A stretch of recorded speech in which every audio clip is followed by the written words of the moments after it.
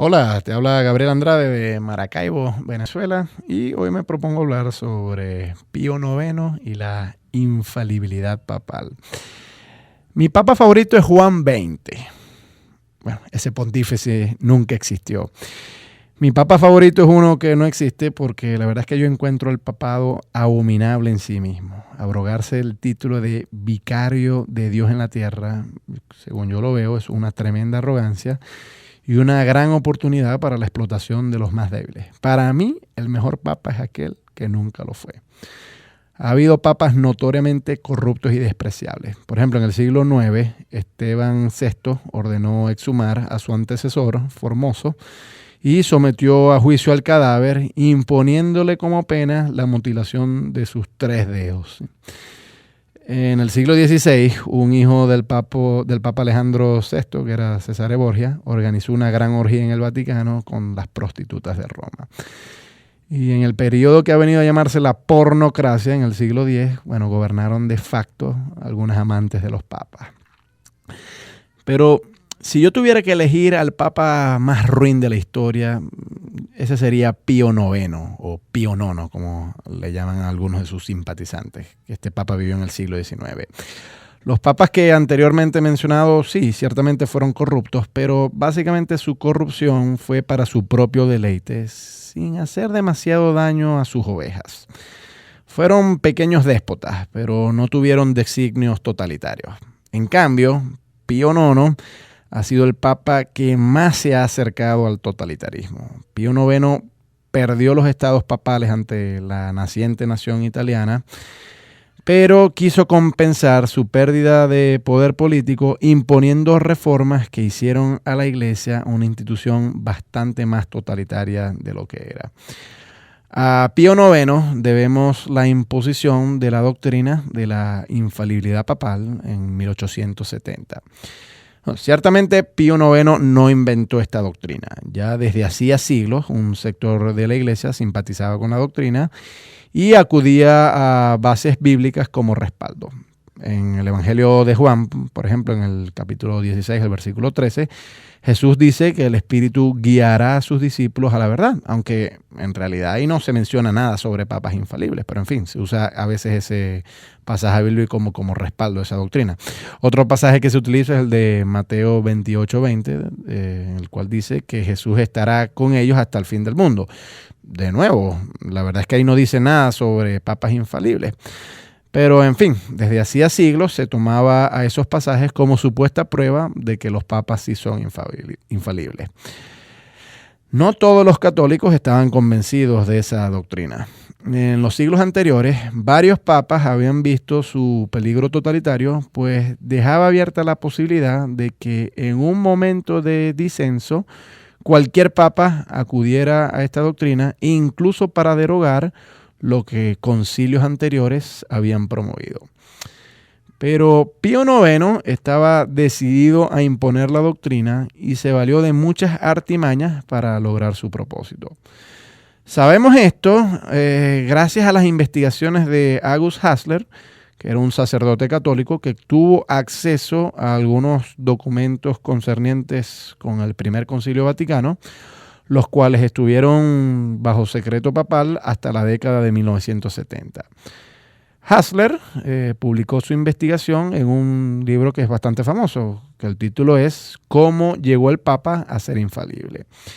Según Hasler, Pío IX mostraba signos de inestabilidad mental. El Papa perdía la memoria y a veces incurría en arrebatos violentos, emocionales e irracionales, y sus allegados tenían bastante dificultad en relacionarse con el Papa.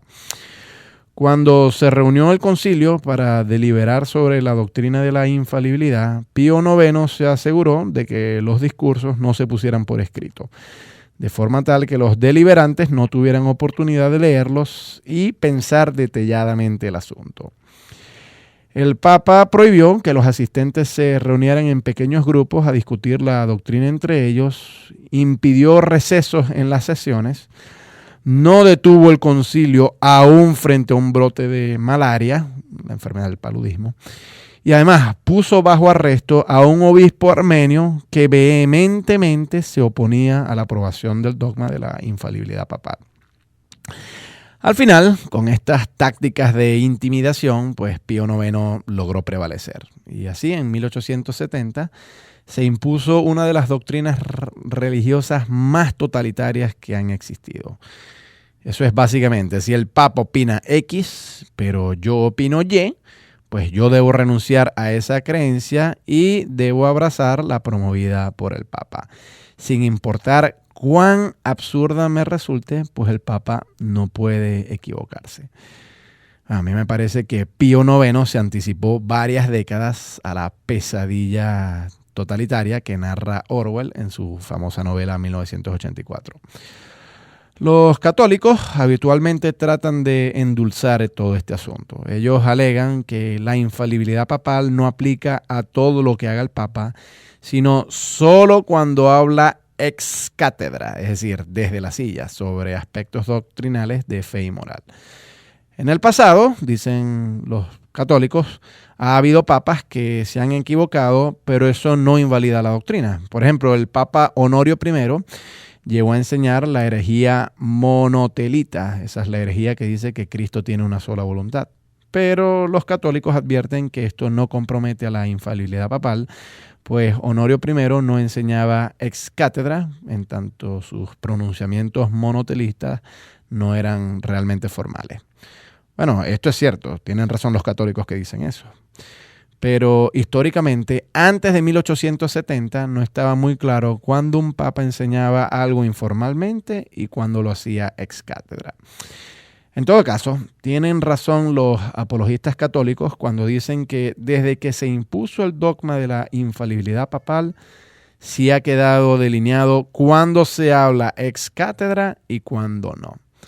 Hasta ahora, la única ocasión en la cual un papa ha hablado ex cátedra fue en 1950, cuando Pío XII promulgó el dogma de la Asunción de María y lo hizo apelando a la infalibilidad papal. Pero a mí me parece que el dogma de la infalibilidad papal es una caja de Pandora. Hasta ahora no ha habido ningún papa megalomaníaco que se valga de su condición para imponer doctrinas que la abrumadora mayoría de los fieles rechace. Pero la puerta sí ha quedado abierta para que cualquier papa sí pueda hacerlo, si así lo desea. Es decir, la estructura canónica sí lo permite. Por ejemplo, un papa aficionado a la ufología podría imponer a sus más de 1.000 millones de seguidores que, por ejemplo, los extraterrestres nos han visitado en el pasado y que han abducido a profetas del antiguo Israel. Por ejemplo, Elías, que subió en un carro de fuego. Y por qué no, que quizás los extraterrestres construyeron las pirámides de Egipto y las líneas de Nazca. Esta es la infame tesis que defendió Erich von Däniken. Bastaría para este hipotético papa respaldar su opinión citando algún texto bíblico. Bueno, por ejemplo, Ezequiel 1:16, que habla de ciertas visiones que alguna gente ha interpretado como platillos voladores. Y sí, ciertamente eso sería una interpretación muy forzada de ese pasaje bíblico, pero a mi juicio no sería más forzada que los pasajes bíblicos que se utilizan para respaldar la infalibilidad papal. El Papa tendría que promulgar la doctrina ex cátedra haciendo uso de la infalibilidad papal y ¡voilá!